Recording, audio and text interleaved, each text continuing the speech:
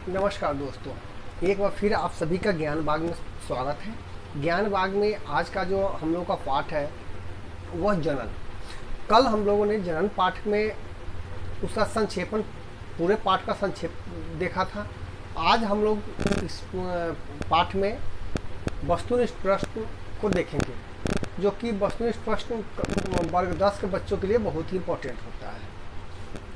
तो पहला जो क्वेश्चन है, वस्तुनिष्ठ प्रश्न में 4 ऑप्शन दिए जाते हैं, जिसमें से एक सही विकल्प को या फिर सभी जो भी इसमें सही विकल्प हो उसको टिक किया जाता है।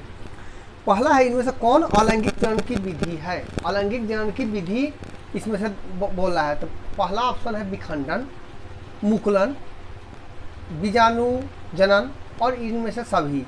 तो इसका आंसर जो होगा वो सभी होगा। जो अलैंगिक जनन विधि है वह मुकुलन में भी होता है, विखंडन में भी होता है और बीजाणु जनन में भी होता है। क्वेश्चन नंबर 2, किस प्रकार के जनन में जनक के शरीर का कलिका निकलती है। किस प्रकार के जनन में जनन के भाग शरीर से कलिका निकलती है। तो इसका आंसर होगा मुकुलन में। पराग कोश में पाए जाते हैं, पराग कोश में पाए जाते हैं परागकण, पराग कोश में पाए जाते हैं परागकण। स्त्री केसर के आधारित भाग को कहते हैं।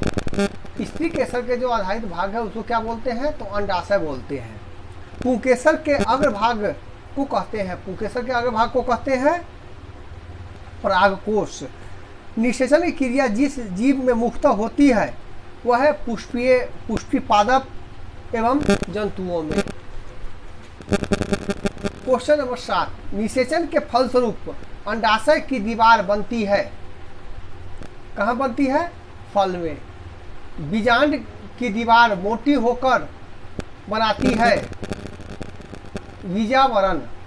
निम्नलिखित में कौन सा भाग केवल पुरुष जननांग में पाया जाता है। कौन सा भाग पुरुष जननांग में पाया जाता है, तो उसका आंसर होगा शुक्रवाहिका। शुक्रवाहिका नर युग्मक तथा मादा युग्मक में के संयोग से बनता है जाइगोट। स्त्रियों के मासिक चक्र एक परिपक्व अंडाणु किस दिन अंडाशय से बाहर निकलता है। तो इसका आंसर हो जाएगा 14वें दिन। निम्नलिखित में कौन सा लैंगिक जनन संचालित रोग है।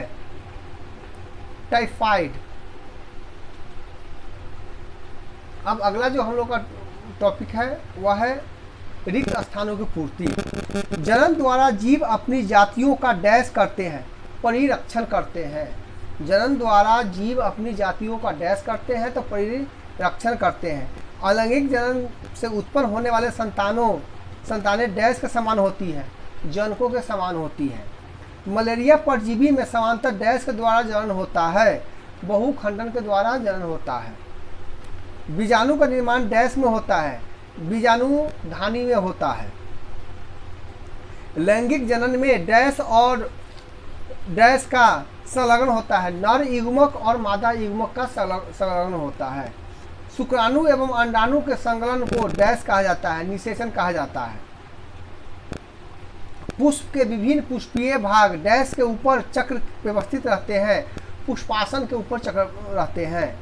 पराग कणों का पराग कोश से वर्तिकाग्र द्वारा पहुंचने को डैश कहते हैं, परागन कहलाते हैं। पुरुष में पुरुषस्था ग्रंथियों की नलिकाएं मूत्राशय में आने वाली नली के साथ जुड़कर डैश का निर्माण करती है, मूत्र मार्ग का निर्माण करती है। किशोरावस्था में द्वितीयक लैंगिक लक्षणों का विकास डैश के कारण होता है, हार्मोन के कारण होता है। 11, मनुष्य में डैश की गुहा में भ्रूण का विकास होता है, गर्भाशय में भ्रूण का विकास होता है। इस तरह से दोस्तों आज हम लोगों का वस्तुनिष्ठ प्रश्न में ऑब्जेक्टिव मतलब बहुविकल्पी और रिक्त स्थानों की पूर्ति का हम लोगों ने देखा है। उम्मीद है यह आप लोगों को फायदा देगा। रिक्त स्थानों की पूर्ति में का कुछ और प्रश्न हम लोगों के सामने है।